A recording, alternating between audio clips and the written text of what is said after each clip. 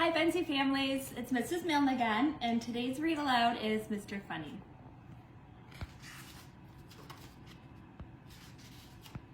Mr. Funny lived in a teapot. It had 2 bedrooms, a bathroom, a kitchen, and a living room, and it suited Mr. Funny very nicely. One day, Mr. Funny was having lunch. He wasn't very hungry, so he only had a daisy sandwich and a glass of toast. Delicious, he murmured to himself as he finished his funny lunch. After lunch, Mr. Funny decided to go for a drive in his car. Mr. Funny's car was a shoe. Have you ever seen a car that looks like a shoe? It looks very funny. He's a silly guy. As he drove along, everybody who saw him laughed at him because he was such a funny sight. He passed a worm at the side of the road. This worm thought Mr. Funny in his funny car was the funniest thing he'd ever seen. He nearly laughed himself in two. Even the flowers Mr. Funny passed thought that he was the funniest thing they'd ever seen. They nearly laughed themselves out of the ground. Eventually, Mr. Funny came to an intersection. He didn't know which way to go, so he looked at the signs. One of the signs said, "To the zoo." That'll be fun, thought Mr. Funny, so he drove his shoe car toward the zoo. This way, that way, to the zoo, and another way. When he arrived at the gate of the zoo, he stopped. It was closed, kind of like now.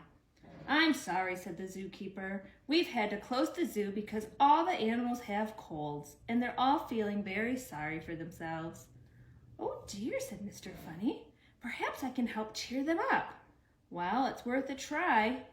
And he opened the gate. Mr. Funny drove to the zoo in his shoe. The first thing he saw was an elephant. It was true. The elephant was feeling very sorry for herself, very sorry indeed. So Mr. Funny looked at the sad-looking elephant, and the sad-looking elephant looked at Mr. Funny. Oh dear. I wonder what he's going to do to cheer them up. Do you know what Mr. Funny did? He made a funny face. Mr. Funny, as you'd imagine, is very good at making funny faces.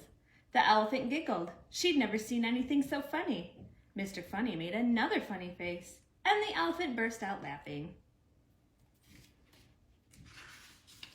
The elephant laughed and laughed and laughed. She laughed so hard she nearly laughed her trunk off, and she felt a whole lot better.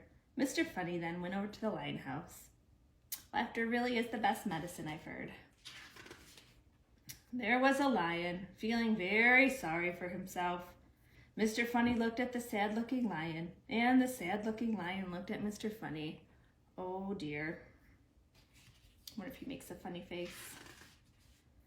And then Mr. Funny made the funniest looking face that's probably ever been made anywhere, ever. Now you've heard a lion roar before, haven't you? Well, this time the lion roared with laughter. He laughed so hard, he nearly laughed his whiskers to pieces. Then Mr. Funny went all around to see all the other animals in the zoo. Oh dear, what a miserable looking bunch. For all of them, Mr. Funny made funnier and funnier faces. The big brown bear giggled, then burst out laughing. And the giraffe laughed so hard she nearly laughed her neck into a knot. And the hippo nearly laughed himself out of his skin. And the penguins nearly laughed their flippers floppy. And the leopard, well, you should have seen him. He laughed so hard he nearly laughed his spots off. What craziness! "Oh, Mr. Funny," giggled the zookeeper. "Oh, Mr. Funny, thank you very, very much for coming to cheer us up." "Oh, it was nothing really," replied Mr. Funny, and he drove off.